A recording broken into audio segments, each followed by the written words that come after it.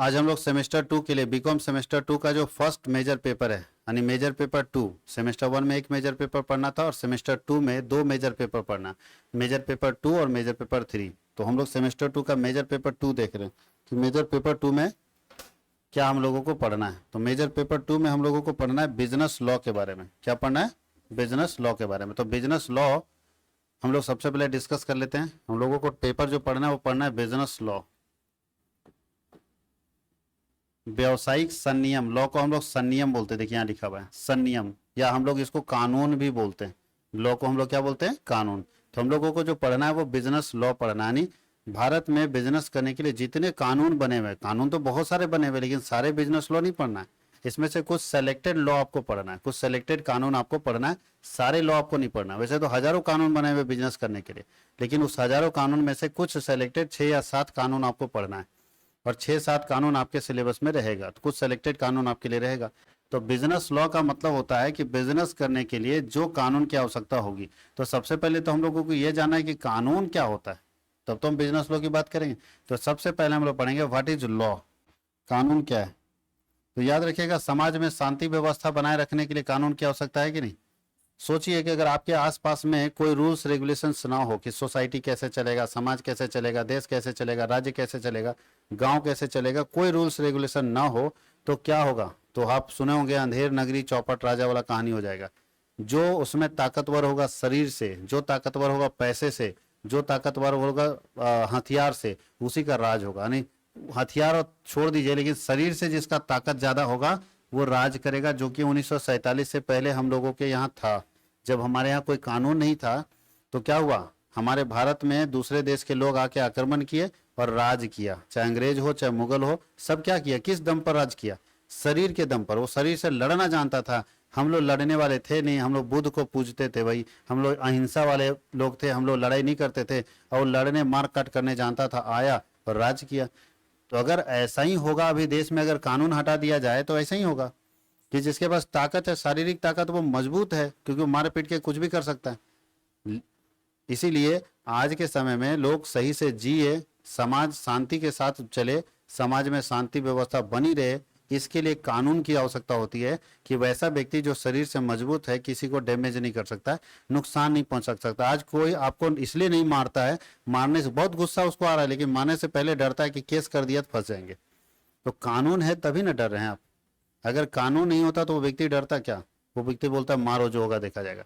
इसलिए बोलता है कि राज्य द्वारा, राज्य मतलब यहाँ देश होता है, राज्य मतलब देश, देश द्वारा समाज में शांति व्यवस्था बनाए रखने के लिए और मानवीय आचरण तथा व्यवहारों को व्यवस्थित, जो ह्यूमन बिहेवियर है उसको सिस्टमैटिक चलाने के लिए, नियमित करने के लिए, नियंत्रित करने के उद्देश्य से राज्य द्वारा जो नियम और उप नियम बनाए जाते हैं, इसी को हम लोग क्या बोलते हैं? कानून बोलते हैं। कोई दिक्कत है?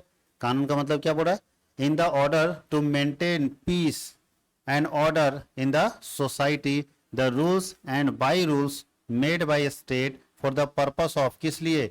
Organising, regulating, controlling human conduct and behaviour are called law. इसको हम लोग कानून बोलते हैं। और कानून हर जगह जरूरी है, समाज में शांति व्यवस्था बनाए रखने के लिए नियम और उप नियम की आवश्यकता होती है। बिना नियम और उप नियम का कोई भी समाज नहीं चल सकता। और देख लीजिएगा, जिस समाज में कोई रूल्स रेगुलेशन नहीं है, वहां पे ऐसी घटनाएं आम तौर पर हो जाती है जहां पे लोगों में डर ही नहीं होता।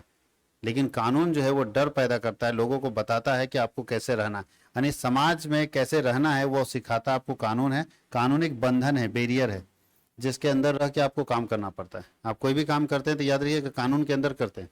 कानून से बाहर जाने का प्रयास करेंगे तो सीधा जेल जाएंगे। कोई आदमी मार भी रहा है गुस्से से तो इतना ही मारेंगे जितने में कानून से हम बच सके।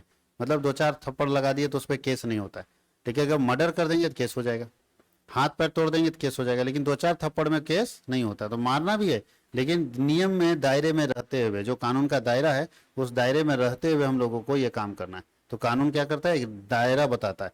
अब कानून तो बहुत सारे बने हुए देश में, लेकिन हम लोगों को सारे कानून नहीं पढ़ने, हम लोगों को पढ़ने हैं बिजनेस रिलेटेड कानून। हम लोगों को यहाँ मर्डर का कानून नहीं पढ़ना है कि मर्डर कर देगा तो क्या कर लेंगे, किसी पर जबरदस्ती किसी के घर पर कब्जे कर लेगा क्या करेंगे, उसका हमको कोई लेना देना है।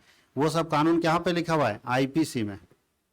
हम लोगों को आईपीसी नहीं पढ़ना, इंडियन पीनल कोड बोलते हैं, भारतीय दंड संहिता।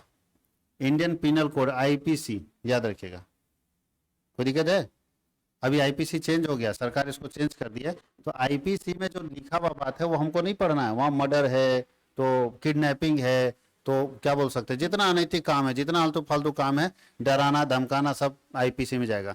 लेकिन हम लोगों को आईपीसी नहीं पढ़ना, हम लोगों को क्या पढ़ना है? Business law. हम लोगों को पढ़ना है कि बिजनेस करने में जो कानून की आवश्यकता पड़ती है। अब मान लीजिए हम बिजनेसमैन है, तो सामने वाले के साथ एग्रीमेंट करेंगे ना, कॉन्ट्रैक्ट करेंगे ना। अब उसके साथ मान लीजिए हमारा डील हुआ है कि 5 लाख में हम ये जमीन खरीदेंगे, तो हम एग्रीमेंट करेंगे ना, किस पर विश्वास होगा? हम 5 लाख देंगे और वो जमीन नहीं लिखेगा तो क्या होगा? तो भाई बिजनेस करने के लिए जो कानून की आवश्यकता होगी वो हम लोग पढ़ेंगे किसके अंदर? बिजनेस लॉ के अंदर। कहीं कोई दिक्कत है? तो लॉ हम लोग समझ गए। अब हम लोग क्या पढ़ने जा रहे हैं? Business law. Definition of business वही है, सेम चीज, सेम ऊपर वाला डेफिनेशन है, लेकिन यहाँ समाज में लोगों के लिए था और यहाँ पे समाज में बिजनेस के लिए। अगर बिजनेस में शांति व्यवस्था चाहिए, चाहते हैं ना कि बिजनेस भी स्मूथली चले, बिना कोई रुकावट का चले, लोगों में विश्वास बना रहे, तो बताइए विश्वास कैसे बनेगा? जब बिजनेस का कानून है। हम अगर चेक किसी को काट के दिए तो बिजनेसमैन आसानी से रिसीव कर लेता है। क्यों रिसीव करता है? क्योंकि उसको डर नहीं लगता कि हम पैसा नहीं देंगे तो। लेकिन वो जानता है कि अगर नहीं देगा तो हमारे पास अधिकार है, कानून है कि हम कोर्ट में जाके इसका चेक बाउंस करा के केस कर सकते हैं। इसलिए वो आराम से चेक ले लेता है। बात समझ गए? इसका मतलब बिजनेस चलाने के लिए जो कानून बना हुआ है, नियम और उप नियम बना हुआ है, उसी को। अब बिजनेस लॉ क्या है? तो बोलता है business law is a branch of law. Business law क्या है? लॉ का ही एक ब्रांच है। लॉ में बहुत सारे ब्रांच है, लॉ कानून बहुत सारे तरह का है। बिजनेस लॉ है, क्रिमिनल लॉ है, ठीक है, सीआरपीसी आतंकवादी का अलग होता है, तो सबका। साइबर लॉ भी आ गया, साइबर सिक्योरिटी लॉ, जो अगर कोई पैसा उड़ा लेता है किसी के खाते से तो उसका कानून अलग होता है। उसके बाद ट्रांसपोर्ट लॉ है, यातायात का कानून, की हेलमेट लगाना जरूरी, सीट बेल्ट लगाना जरूरी, अपना अपना कानून है सबका। डिजास्टर मैनेजमेंट एक्ट है, डिजास्टर लॉ है। डिजास्टर लॉ का मतलब है अगर मान लीजिए कहीं भूकंप आ गया तो उसका कानून अलग है। किसी तरह का आपदा आ गया, जैसे कोरोना आया था, उसमें देखिएगा अलग कानून था। उसमें कोई भी मार देता था पुलिस वाला किसी को भी, क्योंकि वो कानून अलग है। सरकार वो कानून लगा दी, मतलब किसी को भी रोका जा सकता है कहीं जाने और आने से, जबकि हमारा तो संवैधानिक अधिकार है। और उसमें खड़ा होकर कोई आदमी बोलता है मेरा तो संवैधानिक अधिकार है, संविधान हमको अधिकार दिया कि हम कहीं भी जा सकते हैं और कहीं भी आ सकते हैं। क्या लगता है? चले जाइएगा। कोविड चल रहा है, वहां पे ध्यान दीजिएगा, जो ये आपदा कानून है ना लिखा हुआ यहाँ के, आपदा कानून अगर लागू हो गया तो संवैधानिक अधिकार नहीं काम करेंगे। फिर से सुनिएगा, आपदा कानून अगर लागू हो गया तो संवैधानिक अधिकार आपके काम नहीं करेंगे। जैसे इमरजेंसी लगा दी थी इंदिरा गांधी 1975 में, तो उसमें बोलोगे कि हमारा मौलिक अधिकार है बोलने का अधिकार, स्वतंत्रता का अधिकार, हम कहीं भी जा सकते हैं, कहीं भी घूम सकते हैं, बोल सकते हैं। 1975 में बोलने पर ही तो उठा के जेल में डाला जा रहा था। तो क्या आपके मौलिक अधिकार का हनन कर दिया जा रहा था? नहीं। इमरजेंसी एक ऐसा सिचुएशन है जहां पे लोगों का मौलिक अधिकार खत्म हो जाता है। फिर से सुनिएगा, सरकार अगर इमरजेंसी लगा देती है तो लोगों का मौलिक अधिकार क्या होता है? खत्म हो जाता है। फिर कोई मतलब नहीं है। तुम वहां बोलोगे हमको बोलने का अधिकार है, बोलिएगा कि उठा के जेल में डाल देगा। बात समझ गए? तो कुछ ऐसे कानून सरकार के पास है जिसके लागू होने से आपके अधिकार खत्म हो जाते हैं, आम जनता के अधिकार खत्म हो जाते हैं। यही कानून यहाँ पे पढ़ना है। तो बिजनेस लॉ समझ गए? बिजनेस लॉ को ही हम लोग कॉमर्शियल लॉ भी बोलते हैं। बिजनेस लॉ को हम लोग क्या बोलते हैं? कॉमर्शियल लॉ, या इसी को हम लोग मर्केंटाइल लॉ बोलते हैं। तीनों एक ही चीज है, लेकिन ज्यादा फेमस कौन है? सबसे पहले बोलते थे मर्केंटाइल, फिर क्या हो गया? कॉमर्शियल, अभी क्या है? Business law. मर्केंटाइल का मतलब पहले बिजनेसमैन को मर्चेंट बोलते थे। क्या बोलते थे? मर्चेंट। तो जो मर्चेंट पहले बोलते थे बिजनेसमैन को, तो इसलिए वहां पे मर्केंटाइल लॉ होता था। फिर इसी का नाम चेंज करके क्या बना दिया गया? Commercial law. अभी इसका नाम चेंज करके क्या बना दिया गया? Business law. तो तीनों एक ही बात है, कभी पूछ दे तो कंफ्यूजन नहीं होना। इंग्लिश हिंदी में देखिए सब में व्यापारिक संनियम ही लिखा हुआ है। बिजनेस लॉ समझ गए? अब यहाँ बहुत सारा डेफिनेशन लिखा हुआ है बिजनेस लॉ का, देखिए। बोलता है कि व्यापारिक संनियम उन सारे संनियमों का समूह है। बिजनेस लॉ उन सारे लॉ का समूह है, ग्रुप है, जिसमें व्यापारिक संबंधों तथा सभ्य समाज में रहने वाले मानव कॉमर्शियल वाणिज्यिक क्रियाओं से संबंधित सिद्धांतों का समावेश है। मतलब है कि जो समाज में रहने वाले लोग हैं वो बिजनेस रिलेशन कैसा क्रिएट करेंगे, किस तरह से क्रिएट करेंगे, उसके लिए जो रूल्स रेगुलेशंस का ग्रुप है वो सारा ग्रुप कहाँ पे लिखा हुआ है? बिजनेस लॉ में लिखा हुआ है। अब हम लोग चलते हैं बिजनेस लॉ। जब हम लोग पढ़ रहे हैं तो ये देखना बहुत जरूरी, यहाँ पे थोड़ा सा चीज छूट गया है। बिजनेस लॉ हमारे देश में बना है तो कैसे बना? मतलब देश का कानून कैसे बना? कानून कैसे बना होगा देश का? कोई भी देश का कानून कैसे बनता है? तो ध्यान दीजिएगा, कोई भी देश का कानून दो तीन तरीके से बनता है। एक, हम किसी दूसरे देश के कानून को स्टडी करके बनाते हैं, अच्छा, कानून बनाना इतना आसान है क्या कि कोई आदमी बैठा रात भर में कानून लिखे रही? कानून मतलब नियम कानून, और इतना आसान है नहीं। आप सोच रहे हैं जितना, क्या वही समस्या मार्केट में है?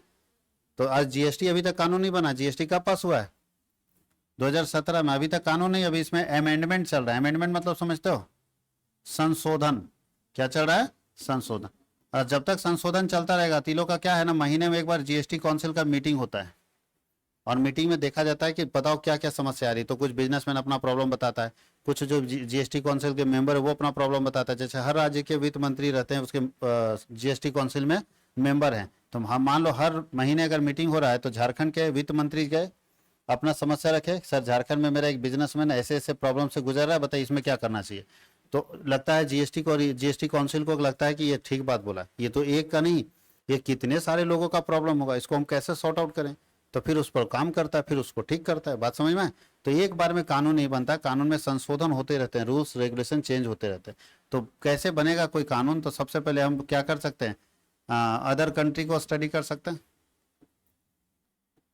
किसी दूसरे देश के कानून को स्टडी कर सकते हैं, हाँ या नहीं? और क्या बनाना चाहिए? कस्टम्स को ध्यान देते हैं, कस्टम समझते हैं, पुराने रीति रिवाज को ध्यान देना चाहिए कानून बनाने में। और क्या होना चाहिए? प्रीवियस लॉ को ध्यान देंगे, कॉन्स्टिट्यूशन को ध्यान देंगे, ये सबको, संविधान को ध्यान दीजिएगा ना, कि कोई कानून ऐसा बना दीजिए इसमें संविधान का उल्लंघन हो जाता है तो कानून आपका काम नहीं करेगा। प्रीवियस लॉ को देखेंगे, इससे पहले क्या कानून था। कस्टम्स को हम अपने यहाँ के रूल्स रेगुलेशन को चेक करेंगे, और अदर कंट्री के कानून को हम स्टडी करेंगे और देखेंगे कि सही है या नहीं है। और ज़्यादातर हम लोग कानून में क्या करते हैं, अदर कंट्री को स्टडी ही करते हैं, उसके बाद हम लोग क्या करते हैं, कस्टम्स भी देखते हैं। जैसे भारत के अंदर हेलमेट लगाना, ट्रांसपोर्टेशन में क्या बोला गया था, ट्रांसपोर्टेशन एक्ट जो बना, परिवहन कानून, उसमें ये बोला गया है कि हर टू व्हीलर चलाने वाले व्यक्ति को हेलमेट लगाना क्या है, अनिवार्य है, कंपलसरी है। और हेलमेट चेक होता है कि नहीं होता है? लेकिन सिख कैसे लगाएगा? पंजाबी, वो तो पगड़ी पहनता है, और उस पगड़ी कभी भी एक पंजाबी खोलना नहीं चाहता। पगड़ी उतारने का मतलब है उसका मान सम्मान खत्म। तो क्या पंजाब में जो पंजाबी लोग हैं वो पगड़ी लगा सकता है? पगड़ी लगाएगा और उसके ऊपर हेलमेट कैसे पहनेगा? पहन के दिखा दो कोई। तो सरकार ने क्या किया है, कस्टम्स यानी रूल्स रेगुलेशन को ध्यान में रखा कि भाई रीति रिवाज इनका है, ये अपना पगड़ी उतार नहीं सकते हैं, तो पंजाबियों के लिए छूट दे दिया जाए। क्योंकि हेलमेट पहनेगा, कहाँ पहनेगा? तो पता चला हेलमेट उसके पगड़ी पर है और आंख के पास कुछ है ही नहीं है, तो देखिएगा कैसे, हेलमेट पहनने का क्या फायदा। इसीलिए उन लोगों को हेलमेट पहनने से क्या कर दिया गया, फ्री कर दिया गया, जाइए आप मत पहनिए, क्योंकि आपका क्या है, रूल्स रेगुलेशंस यहाँ पे ध्यान नहीं है। तो ये सरकार जब नियम बनाती है तो हर चीज को ध्यान रखती है कि कहाँ कौन से समस्या आ सकती है, जो समस्या आ सकती है उसका सॉल्यूशन सरकार ढूंढती है। तो कानून कहाँ से बनता है, समझ में आया? पुराने रीति रिवाज से बन सकता है, कुछ अपने आसपास में ऑब्जर्व करके बन सकता है, दूसरे देश के कानून से बन सकता है ना। अब हम लोगों को पढ़ना है जो कानून, हम लोगों को पढ़ना है, उसमें बहुत सारे कानून दिए हुए हैं। कुछ कानून का नाम हम बता देते हैं, कौन कौन से कानून आप लोगों को पढ़ना है। सबसे पहला कानून आपको पढ़ना है बिजनेस लॉ के अंदर। अब हम लोगों को जो कानून पढ़ना है,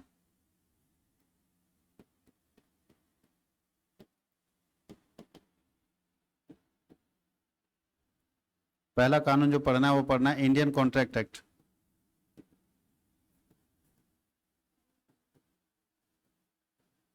Indian contract act 1872, 1872।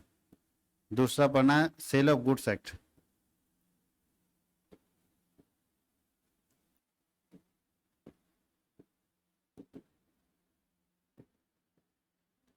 Cell of goods act 1930। Partnership act.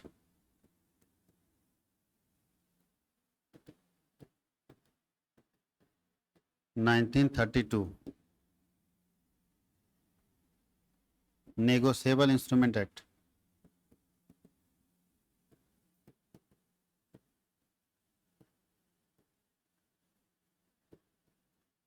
(1881) और FEMA, फेमा एक्ट 1999।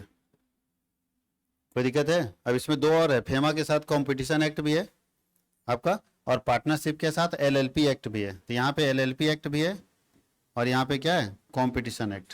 देखिए वो छोटा टॉपिक है, बहुत बड़ा टॉपिक कंपटीशन एक्ट, और ये एलएलपी हो गया, ठीक है, एलएलपी एक्ट कर दीजिएगा, एलएलपी का कानून है। तो छोटा छोटा एक्ट है, इतना ही एक्ट आपको पढ़ना है। अभी हम लोग कौन सा शुरू करेंगे, सबसे पहले बताइए।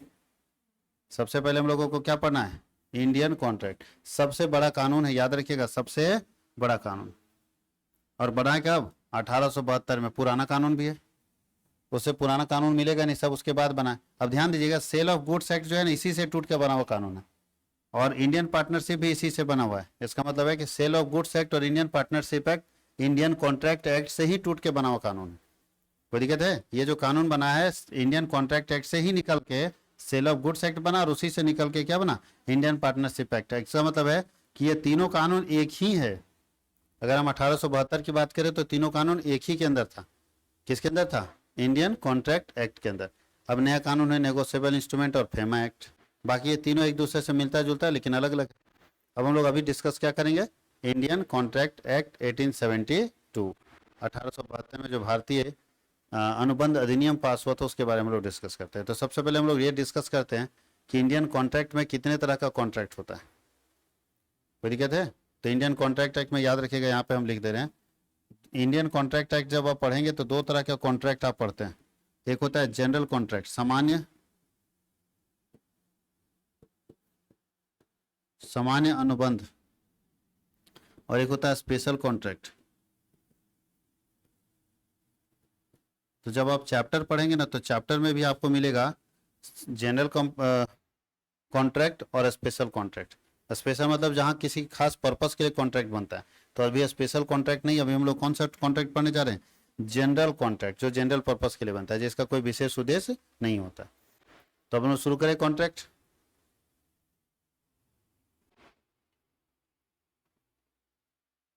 चलिए देखिए, हम लोग शुरू करते हैं कॉन्ट्रैक्ट। अब कॉन्ट्रैक्ट बनने के लिए क्या है, तो थोड़ा सा इंट्रोडक्शन इसका है, कॉन्ट्रैक्ट का डेफिनेशन से पहले हम आपको बताएंगे। चलिए यहाँ देखिए, इंडियन कॉन्ट्रैक्ट एक्ट कब बना था, 1872। बोलता है भारतीय अनुबंध अधिनियम 1872 से पूर्व देश में ऐसा कोई कानून नहीं था। 1872 से पहले देश में ऐसा कोई कानून नहीं था। बताए ना, पहला कानून बना है बिजनेस का, कब, 1872, जो संपूर्ण राष्ट्र में समान रूप से लागू हो।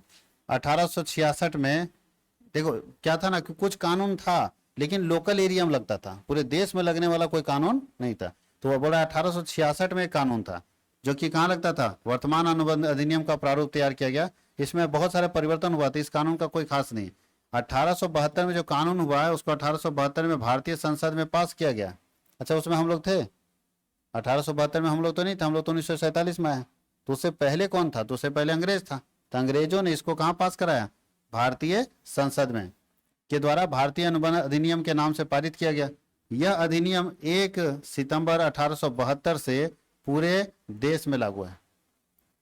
बात समझ गए। अच्छा, उसमें जम्मू कश्मीर का मुद्दा नहीं था, लेकिन 1947 में जब हम लोग आज़ाद हुए तो जम्मू कश्मीर का मुद्दा आ गया। तो बोलता है यह कानून जम्मू कश्मीर राज्य को छोड़कर पूरे भारत में लागू है। लेकिन अभी के समय में अगर देखा जाएगा तो ये कानून जम्मू कश्मीर में भी लागू है।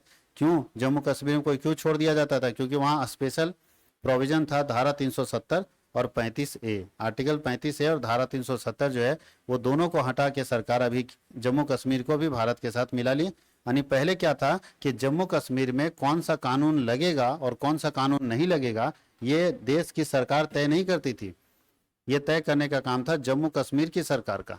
मतलब राज्य सरकार के पास स्पेशल पावर था कि देश के कानून को अपने यहाँ लगने से मना भी कर सकती थी, और ज्यादातर कानून जम्मू कश्मीर में नहीं लगता था। लेकिन 370 के हटने के बाद ये सुविधा आसान हो गई, अब हर कानून देश का जम्मू कश्मीर में लगता है। बात समझ गए। बहुत सा अलग अलग कानून था जम्मू कश्मीर के साथ। जम्मू कश्मीर के साथ था कि भारत का कोई किसी देश का नागरिक जम्मू कश्मीर की लड़की से शादी नहीं कर सकता, शादी नहीं कर सकता। भारत का कोई भी व्यक्ति जम्मू कश्मीर में जमीन नहीं खरीद सकता। बहुत सारा रूल्स था। तो जैसे 370 हटा, इस सारे रूल्स खत्म। तो अभी अगर पूछा जाए प्रेजेंट टाइम में, तो ये कानून पूरे देश में लागू है, इंक्लूडिंग जम्मू और कश्मीर। जम्मू कश्मीर को शामिल करते हुए पूरे देश में ये कानून अभी लगा हुआ है। कहीं कोई दिक्कत है। अब हम लोग एक वर्ड हमेशा पढ़ेंगे, क्या होता है कॉन्ट्रैक्ट, तब हम इसका डेफिनेशन देखेंगे। तो कॉन्ट्रैक्ट होता क्या है पहले उसको हम समझा देते हैं, उसके बाद हम लोग आगे बढ़ते हैं। ठीक है, कॉन्ट्रैक्ट कैसे बनता है तब हम इसका परिभाषा बताएंगे।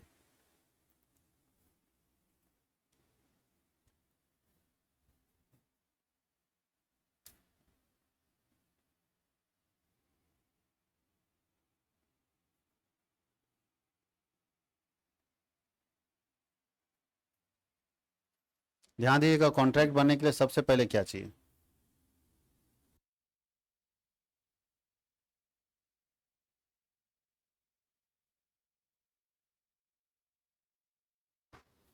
हम लोग देखते हैं कॉन्ट्रैक्ट बनने के लिए क्या चाहिए। तो सबसे पहले होता है प्रपोजल। प्रपोजल से भी आप पहले आता है प्रपोजल, प्रस्ताव। ठीक है, कोई दिक्कत है? प्रपोजल को ही हम लोग ऑफर बोलते हैं, ऑफर। सबसे पहले कॉन्ट्रैक्ट एग्रीमेंट बाद में बनता है, सबसे पहले होता है प्रपोजल। कोई भी काम करने का प्रपोजल दिया जाता है। अगर प्रपोजल में यस बोल दिया जाए तो ये बन जाता है प्रॉमिस, वचन, या इसी को हम लोग बोलते हैं एक्सेप्टेंस।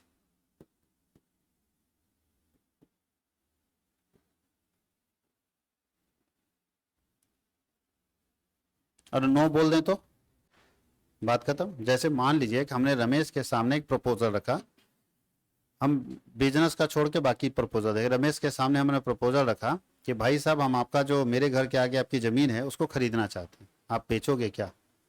वो बोला यस। इसका मतलब क्या है? बेचना चाहता है या नहीं चाहता है? चाहता है, लेकिन बोल दिया ना ना नहीं, खाली बोल दिया नो या नहीं बोल दिया, तो क्या प्रपोजल आगे बढ़ेगा? वही प्रपोजल कैंसिल। हमने प्रपोजल तो दे दिया, हम प्रपोज कर दिए उसको कि भैया ऐसा करना है। ठीक है, हम किसी को प्रपोज करेगा, आपके साथ हमारा एग्रीमेंट होना चाहिए। हम चाहते हैं कि आपकी कंपनी से हमारी कंपनी प्रोडक्ट खरीदे। अब जैसे टायर बनाने वाली कंपनी से टाटा कंपनी प्रपोजल दे रही है उसको, टायर बनाने वाली कंपनी को, कि टाटा में चूंकि गाड़ी बनती है तो टायर तो चाहिए, तो हम चाहते हैं कि टायर हम आप ही की कंपनी से खरीदे। अगर वो कंपनी, लेकिन हम रेट अपना दे दिए कितना रेट में हम टायर खरीदेंगे। अगर वो टायर वाली कंपनी को पसंद आएगा तो क्या बोलेगा? पसंद मतलब पूरा परफेक्ट नहीं, मतलब थोड़ा लग रहा है कि चलो बार्गेनिंग करके हो सकता है काम, तो यस बोल देगा। ठीक है, ठीक है भी बोल दिया मतलब यस है। और लगेगा इतना कम रेट में तो हम नहीं दे पाएंगे, तो बोल दे नो। तो यही यही याद रखिएगा, प्रपोजल को रिजेक्ट कर दिए तो आगे बात नहीं बनेगी, लेकिन अगर प्रपोजल में कोई हाँ बोल दिया तो वो प्रपोजल क्या बन जाता है? प्रॉमिस। अच्छा, जमीन बेचने के लिए हाँ रात में बोल दिया तो क्या लगता है? वो बस उसके आगे कुछ नहीं करना चाहिए, अब सीधा रजिस्ट्री ऑफिस लेके चल जाना चाहिए? नहीं, क्या तय होना चाहिए बताइए? खाली हाँ बोला उसके बाद, तो याद रखिएगा प्रपोजल से क्या होता है? प्रॉमिस। अब प्रॉमिस के बाद तय होता है कंसीडरेशन। क्या तय होता है? कंसीडरेशन, प्रतिफल तय होता है। अरे उसको बैठा के पूछोगे ना क्या रेट, रेट उठ क्या लोगे भैया? वो तो खाली बोलेगा हाँ बेचेंगे। वो बेचने के लिए तैयार है, हम खरीदने के लिए तैयार हैं। हमने उसको प्रपोजल दिया, उसने हमको क्या किया? प्रॉमिस दे दिया। अब उसके बाद हम लोग बैठ के तय करेंगे ना कि कितना लोगे। प्रतिफल मतलब होता है कि जब आप किसी चीज को खरीद रहे होंगे तो उसके बदले में जो पे करेंगे उसको क्या बोलते हैं? कंसीडरेशन, समथिंग फॉर समथिंग, कुछ के लिए कुछ। वो होता है जैसे हम अगर ये पेन खरीदने के लिए हम गए, दुकानदार को हम बोले कि भैया हमको पेन चाहिए, वो वचन दे दिया, प्रॉमिस कर दिया कि हाँ मेरे पास है, तो जो उसको लेने के बदले में हम पे करते हैं उसी को बोलते हैं कंसीडरेशन। कोई दिक्कत है? कंसीडरेशन। यानी बोल सकता है कंसीडरेशन इज अ, कंसीडरेशन जो है वो किसका पेमेंट है जी? प्रॉमिस का पेमेंट है। कंसीडरेशन क्या है? प्रॉमिस का। बोलते हैं consideration is the price of promise, consideration is the price of promise. हमने प्रॉमिस कर दिया कि हम आपका जमीन खरीदेंगे तो उसके बदले में कुछ देना पड़ेगा ना, तो जो कंसीडरेशन है वो प्रॉमिस का ही प्राइस है। आप प्रॉमिस करते हैं उसके बदले में देते हैं। अरे शादी विवाह के मामले में क्या होता है? लड़की के पिताजी जाके ऑफर करते हैं किसको? लड़के के पिताजी को, कि भाई आपका बेटा अच्छा है तो हम चाहते हैं कि मेरी बेटी की शादी आपके बेटे से हो जाए। लड़की के पापा क्या किए? लड़के के पापा को ऑफर किए, तो लड़की के पापा प्रपोजल लेके गए। लड़का का के पापा अगर हाँ बोल दिए, मतलब लगता है पसंद उसंद है भाई, आगे बात आगे बढ़ सकते हैं। नो बोल दिए, ना ना हम अभी मेरा बेटा नहीं करने के लिए तैयार है, तो बात खत्म। लेकिन अगर हाँ बोल दिए तो प्रॉमिस हो जाता है। और प्रॉमिस होता है तो बताइए, प्रॉमिस के बदले में कुछ देना पड़ता है कि नहीं देना पड़ता है? मान लो तिलक दहेज जो तय हुआ कि भाई 8 लाख 7 लाख देना, तो वही कंसिडरेशन होता है कि आपने जो हाँ बोला ना उसके बदले में आपको उतना पैसा देना पड़ा, उसी को हम लोग क्या बोलते हैं? कंसिडरेशन। अब कंसिडरेशन डिसाइड होने के बाद क्या हो सकता है? तो कंसिडरेशन डिसाइड होने के बाद बनता है एग्रीमेंट। ठीक है, ठहराव। क्या बनता है? एग्रीमेंट। अच्छा, मान लो कंसिडरेशन तय हो गया, जमीन का रेट भी तय करा लिए 16 लाख में वो बेचने के लिए। इसका मतलब हम सामने वाले को प्रपोजल दिए, वो हाँ बोला, हम लोग में कंसिडरेशन डिसाइड हो गया, लेन देन एकदम सब कुछ क्लियर हो गया। तो बताइए सब कुछ क्लियर हो जाने के बाद उसको लिखा लेना जरूरी है या ऐसे ओरली चलेगा बोलने से? जैसा सब तय हो जाता है जमीन का तो बोलता है चलो कोर्ट में एक एग्रीमेंट कर लेते हैं। क्यों एग्रीमेंट? क्योंकि कल तुम अपने बात से मुकर ना जाओ या हम अपनी बात से मुकर ना जाए। ऐसा भी तो हो सकता है कि हम अपने बात से मुकर जाएं। आपको बोल दिए कि आप सब काम कीजिए, अब आप क्या किए, पूरा खेत उत साफ कराएं बढ़िया से, बेचने वाले हैं तो भैया बढ़िया से बेच दें हम, सब कुछ आप करा लिए और हम अपने बात से मुकर जाएं या आप अपने बात से मुकर जाएं। इसीलिए जैसे ही तय होता है क्या, कंसीडरेशन, उसका तुरंत क्या बन जाता है, एग्रीमेंट। एग्रीमेंट वो दो तरह से बन सकता है, ओरल और रिटन, मौखिक भी बन सकता है और लिखित भी बन सकता है। आप लोगों को क्या लगता है कौन सा एग्रीमेंट ज्यादा बेटर है, बोल के या लिख के? बोला हुआ तो माथा दर्द है, बोला हुआ प्रूव कैसे कीजिएगा, वो बोला है बड़ा मुश्किल है। तो रिटन एग्रीमेंट होता है, ठीक है। और एग्रीमेंट दो तरह का होता है, ध्यान दीजिएगा। एक होता है वैलिड, वैलिड का मतलब वैध होता है, सही काम के लिए। जो एग्रीमेंट सही काम के लिए होगा वो बनता है कॉन्ट्रैक्ट। क्या बनता है, अनुबंध। और जो एग्रीमेंट सही काम के लिए नहीं होगा वो क्या बनता है, इसको वॉइड बोलते हैं, VOID, वॉइड, अवैध या व्यर्थ बोलते हैं इसको हम लोग। तो ये क्या बन जाएगा, एग्रीमेंट रहेगा। ध्यान दीजिएगा, जो एग्रीमेंट कानून के हिसाब से सही होगा, जिस एग्रीमेंट में सारी शर्तें मौजूद होगी, उस एग्रीमेंट को हम कहाँ पहुंचा देते हैं, कॉन्ट्रैक्ट बना देते हैं। क्योंकि एग्रीमेंट जब वैलिड होगा तो बनेगा क्या, कॉन्ट्रैक्ट। एग्रीमेंट जब वैलिड होगा तो क्या बनेगा, कॉन्ट्रैक्ट। और एग्रीमेंट जब वाइड होगा तो क्या बनेगा, एग्रीमेंट। कोई दिक्कत है?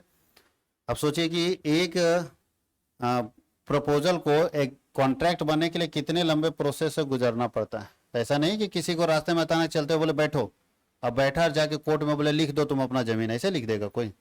सबसे पहले क्या करेंगे आप, प्रपोजल, बोले ना बात ना चीज ना तुम हमको कुछ बोला है जी, ना रेट डिसाइड हुआ, कैसे लिख देंगे इसे? इसका मतलब सबसे पहले आप प्रपोजल दीजिए। प्रपोजल किस में कन्वर्ट होगा, प्रॉमिस में। प्रॉमिस के बाद क्या तय होगा, कंसिडरेशन। कंसिडरेशन के बाद क्या होगा, एग्रीमेंट। फिर एग्रीमेंट अगर सही होगा, सही होने का मतलब है सारा चीज चेक किया जाएगा उस एग्रीमेंट में। अभी बताएंगे कम से कम 12 चीज चेक करते हैं हम लोग, 12 चीज चेक करते हैं। तो अगर वो एग्रीमेंट सब में सही है तभी वो कॉन्ट्रैक्ट बन पाएगा, नहीं तो वो जीवन भर कॉन्ट्रैक्ट नहीं बनेगा। जैसे एग्रीमेंट का दोनों पार्टी 18 साल से अधिक उम्र का होना चाहिए, पहला बात चेक करेंगे। वैध एग्रीमेंट होने के लिए, वैलिड एग्रीमेंट होने के लिए एग्रीमेंट के दोनों पार्टी, जो भी पार्टी एग्रीमेंट में, उनका उम्र 18 साल से ऊपर होना चाहिए। इसको बोलते हैं मेजर पर्सन। क्या बोलते हैं, मेजर, बालिग होना चाहिए, नाबालिग नहीं, माइनर नहीं होना चाहिए। तो पहला बात समझ गए। दूसरा, एग्रीमेंट के दोनों पार्टी पागल नहीं होने चाहिए, स्वस्थ मस्तिष्क वाले होने चाहिए, साउंड माइंड पर्सन, जिसका दिमाग स्वस्थ होता है, पागल वगल टाइप का नहीं। अब पता चले एक आदमी पूरा शराब पी के पड़ा हुआ है, उसके साथ आप एग्रीमेंट कीजिएगा तो एग्रीमेंट सही नहीं होगा, क्योंकि वो एग्रीमेंट वैलिड नहीं है, वो एग्रीमेंट क्या है, वॉइड है। ये बात आपको समझना पड़ेगा कि किसका एग्रीमेंट कॉन्ट्रैक्ट बनेगा और किसका एग्रीमेंट कॉन्ट्रैक्ट नहीं बनेगा। कहीं कोई दिक्कत है, हो जाएगा। तो हम लोग आज यहाँ तक बता रहे हैं, उसके बाद हम आपको बताएंगे कि एग्रीमेंट से कॉन्ट्रैक्ट बनने के लिए वैलिड होना कितना जरूरी है और कौन कौन सी बात हम चेक करेंगे वैलिड एग्रीमेंट में। जो वैलिड एग्रीमेंट होता है वही कॉन्ट्रैक्ट बनता है, जो वैलिड एग्रीमेंट नहीं होता वो क्या बन जाता है, एग्रीमेंट ही रह जाता है। वो क्या रह जाता है, एग्रीमेंट। जो वैलिड एग्रीमेंट होगा वो कॉन्ट्रैक्ट बन जाएगा। कोई दिक्कत किसी को? तो अगले क्लास में हम लोग इसके आगे डिस्कस करेंगे।